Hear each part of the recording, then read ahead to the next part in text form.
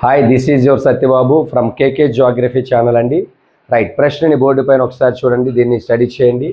So Manchester of south India అని భారతదేశంలో ఏ నగరాన్ని పిలుస్తారు అనేది ప్రశ్న అడుగుతున్నాడు.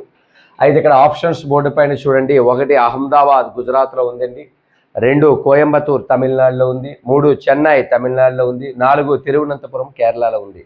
సో ఇందులో మాంచెస్టర్ ఆఫ్ సౌత్ ఇండియా అంటే దక్షిణ భారతదేశం యొక్క మాంచెస్టర్ అని ఏ నగరాన్ని పిలుస్తారు అనేది ఇక్కడ ఆ ప్రశ్న అడగడం జరుగుతుంది.